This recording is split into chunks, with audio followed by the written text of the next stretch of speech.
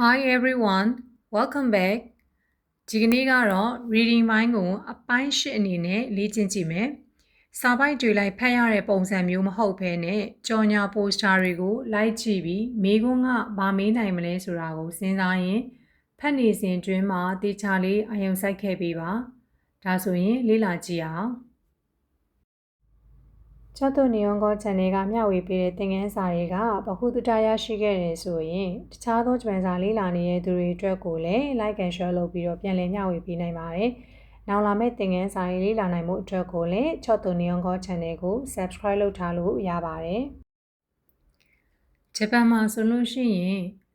တချို့တွေကပေးချင်တဲ့ message တစ်ခုခုရှိတယ်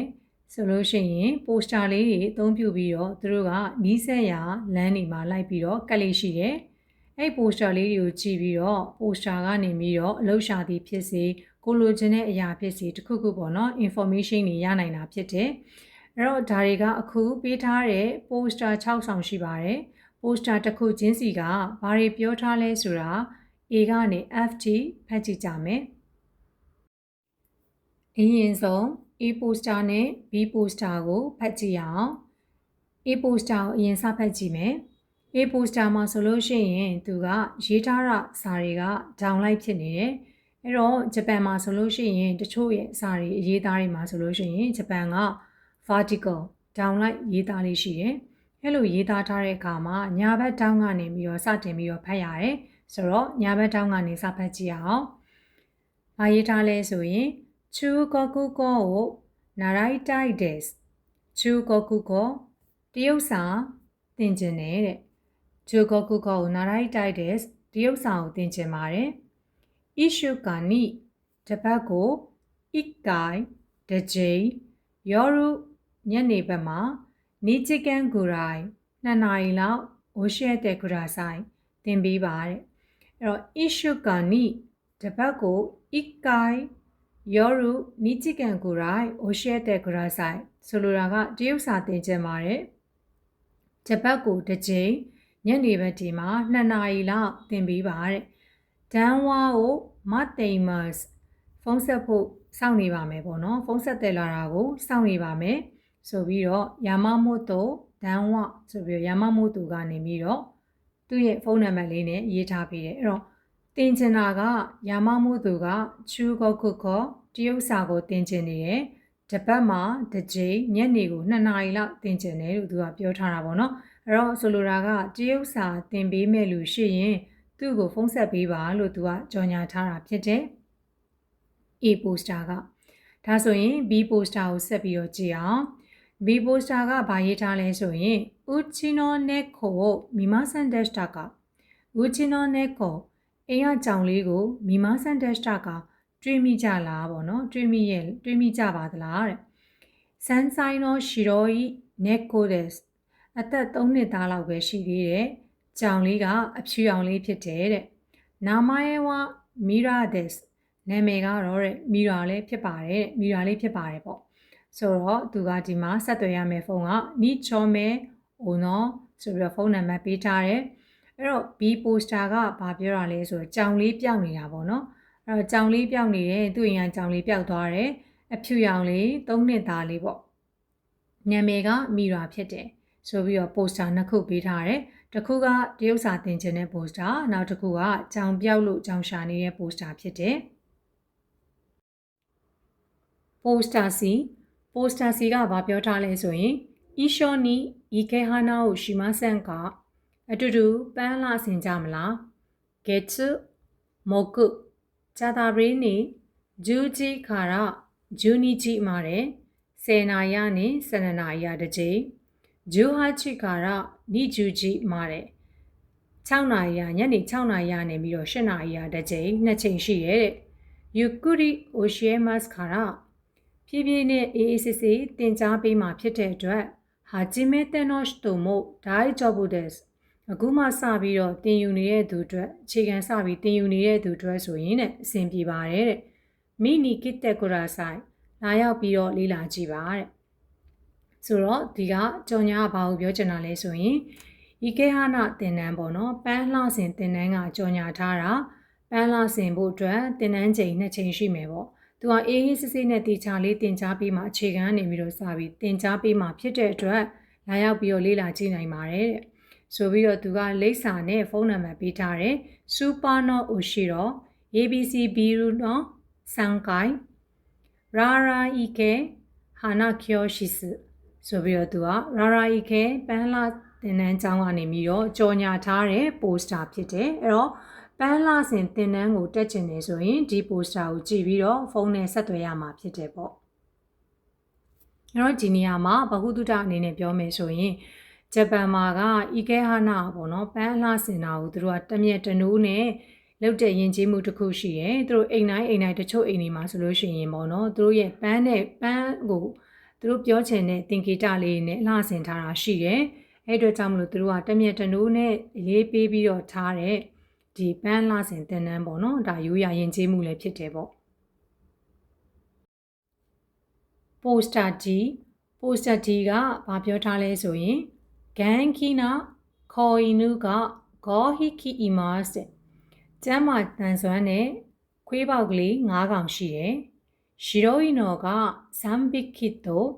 黒いのが2匹ですရှီရိုအီနော်က3匹အဖြူရောင်လေးက3ကောင်ခရိုအီနော်က2匹အနက်ရောင်လေးက2ကောင်နဲ့ရှိတယ်တဲ့မိုရတဲ့ခရာဆိုင်လာယူလို့ရနိုင်ပါတယ်တဲ့ဆိုပြီးတော့အောက်ကဒါကာဟာရှိဒန်ဝဆိုပြီးတော့ဒါကာဟာရှိဆန်ကသူ့ရဲ့ဖုန်းနံပါတ်လေးနဲ့ရေးထားပေးတယ်ဆိုလိုတာကခွေးလေး9ကောင်ရှိရဲဒါကာဟာရှိမှာအဲ့တော့အဖြူရောင်လေးက3ကောင်အမဲရောင်က2ကောင်ပေါက်ထားတာရှိရပေါ့တကယ်လို့မွေးကျင်တယ်ခွေးလေးမွေးကျင်တယ်ဆိုလို့ရှိရင်သူ့ကိုဆက်သွယ်ပေါ့နော်လာယူလို့ရတယ်ဆိုပြီးတော့သူကကြော်ညာထားတာဖြစ်တယ်ပိုစတာ E နဲ့ပိုစတာ F ကိုတွဲပြီးတော့ဖတ်ကြည့်မယ်အရင်ဆုံးပိုစတာ E ကိုကြည့်အောင်ဘက်တိုဦးတက်ကရာဆိုင်ဘက်တိုဆိုတာမှုရလေးရောင်းပေးပါတဲ့စန်းအန်ဂရိုင်ရန်3000ဝန်းကျင်လောက်ပေါ့နော်ဒိုရီနီအီကီမတ်နီးစက်ရကိုလာခဲ့ပေးပါတဲ့ယောရူဟာချီချီမာတဲ့ဟာတာရိုက်တေမတ်ခါရာခူချီကောတော့ဒန်ဝါကိုခက်ခဲတဲ့ကရာဆိုင်ယောရူဟာချီချီမာတဲ့ဟာတာရိုက်တေမတ်ခါရာဆိုညနေ8နာရီဆိုလို့ရှိရင်အလုပ်လုပ်ရတာဖြစ်တဲ့အတွက်တဲ့9နာရီနောက်ပိုင်းလောက်ကိုတော့ဖုန်းဆက်ပေးပါတဲ့ဆိုပြီးတော့ဌာနကဆန်ဆိုပြီးဆက်သွယ်ရမယ်ဖုန်းနံပါတ်ကိုပေးထားတယ်ဆိုလိုတာကပိုစတာ E ကသူကမှုရလိုချင်တယ်3000တန်ပေါ့အဲ့တော့ဆိုလိုတာကတချို့တွေကဂျပန်မှာဆိုလို့ရှိရင် use တွေပေါ့နော်တပတ်ရစ်ပစ္စည်းလေးတွေကိုနီးစက်ရကနေဝယ်ကြတာလည်းရှိရဲချို့ကလည်းပြန်ရောင်းကြတယ်ပေါ့နော်အစားပေါ့အဲ့လိုမျိုးနဲ့သူကသူ့ရဲ့ budget range 3000တွင်းမှာရှိတယ်မှုရလေးကိုလိုချင်တဲ့အတွက်ကြောင့်ရောင်းမဲ့လူရှိရင်သူ့ကိုဆက်သွယ်ပေးပါလို့ပြောထားတဲ့ပိုစတာဖြစ်တယ်နောက်ထပ်ပိုစတာ F ကိုကြည့်အောင်အီရှောနီတင်းနစ်ကိုရှီမဆန်ကအတူတူတင်းနစ်ကစားကြမလားတင်းနစ်ဆော့ကြမလား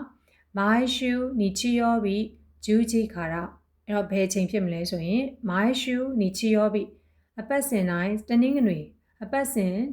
နေ့တိုင်းကိုဂျူဂျီခါရာ10နာရီရစပြီးတော့ဆော့မယ်ပေါ့ဆိုပြီးတော့ဆန်ချောမဲဆာကူရာခိုဝမ်တဲ့ဆိုပြီးတော့သူတို့ကဆန်ချောမဲဆိုတာဒါကိုဒီ tennis club ရဲ့နာမည်ပေါ့ tennis club ဖွဲ့ကကြော်ညာထားတယ်ဆာကူရာခိုဝမ်မှာ tennis လေ့ကျင့်မဲ့နေရာကဆော့မဲ့နေရာကဆာကူရာပန်းချံမှာဖြစ်တယ်တဲ့ဆိုပြီးတော့အောက်မှာဆန်ချောမဲ tennis club ဆိုပြီးတော့ရေးထားတယ်အဲ့တော့တကယ်လို့ tennis အတူတူဆော့ကျင်နေဆိုလို့ရှိရင်တနင်္ဂနွေနေ့တိုင်း10နာရီရစပြီးတော့အဲ့ဒီပန်းချံမှာလာပြီးတော့ဝင်ရောက်ပါဝင်ပြီးတော့ join လို့ရတယ်ပေါ့ဆိုပြီးတော့သူက poster လေးကတ်ထားတာဖြစ်တယ်ဆိုတော့ poster 6ခုလုံးကိုဖတ်ခဲ့ပြီးဖြစ်တဲ့အတွက်ခေါင်းထဲမှာလည်း poster တစ်ခုချင်းစီရဲ့ memory ရှိနေမယ်လို့မျှော်လင့်ပါတယ်ဆိုတော့မေးခွန်းကဘာမေးလဲဆိုတာကိုကြည့်အောင်1番ペットが欲しいですペットဆိုတာတလိษံလေးပေါ့နော်တလိษံလေးတွေတဲ့မွေးကျင်တယ်လိုချင်တယ်တဲ့ဒါရီနီဒန်ဝါအိုခါခဲမတ်ကဘယ်သူရှိမှဖုန်းဆက်ရမလဲတဲ့နော်အဲ့တော့တခုခုပေါ့နော်တလိษံမွေးကျင်တယ်အဲ့တော့ဘယ်သူရှိကိုဆက်သွယ်ရမလဲဆိုပြီးတော့သူကမေးထားတာဖြစ်တယ်အဲ့တော့ဆိုလိုတာကမိခွန်းနံပါတ်1အတွက် ဘယ် poster ကိုသွားပြီးတော့ဆက်သွယ်ရမလဲဆိုတာကိုရွေးပေးရမှာဖြစ်တယ် poster ရွေးပေးရမှာပေါ့နော် poster number ABCD EF ထဲကတစ်ခုကိုရွေးပေးရမှာဖြစ်တယ်နောက်တစ်ခု2番中国の留学生です中国の留学生ですဆိုတာတရုတ်ပညာတော်သင်ကျောင်းသားတစ်ယောက်ဖြစ်ပါတယ် Arbeitしたいですpart time အလုပ်လုပ်ချင်ပါတယ်တဲ့ဒါရီနီဒန်ဝါကိုခါခဲမတ်ကဘသူကိုဖုန်းဆက်သွယ်ရမလဲတဲ့ဆိုလိုတာကသူဒီတရုတ်ပညာတော်သင်ကျောင်းသားဆိုလိုတာတရုတ်လူမျိုးပေါ့နော်ပညာတော်သင်ကျောင်းသားဖြစ်တဲ့ part time job လေးလုပ်ချင်တယ်တဲ့ဘသူရှိကိုဆက်သွယ်ရမလဲတဲ့ဆိုတော့ဒီတရုတ်ကျောင်းသားလေး part time လုပ်လို့ရမယ်အလုပ်ကဘယ် poster နဲ့ကိုက်ညီဆုံးဖြစ်မလဲဆိုတာကိုရွေးချယ်ပေးရမှာဖြစ်တယ်စူးစမ်းပြီးတော့ဖြည့်ကြည့်ပါလွယ်ပါတယ်အဲ့တော့အဖြေတွေကိုတော့ answer key အနေနဲ့ message box မှာချပေးထားမှာဖြစ်တဲ့အတွက်တိုက်ကြည့်နိုင်ပါတယ်ကျောက်တုံနီယွန်ကွန် channel ကအပတ်စဉ်တနင်္ဂနွေနေ့တိုင်းမှာ reading practice တွေလေ့ကျင့်နိုင်ဖို့ပြင်ဆင်ပေးထားပါတယ်ဒီလိုအခြေခံကနေပြီးတော့ practice လုပ်ခြင်းဖြင့် reading skill တွေတဖြည်းဖြည်းနဲ့တိုးတက်လာပါလိမ့်မယ်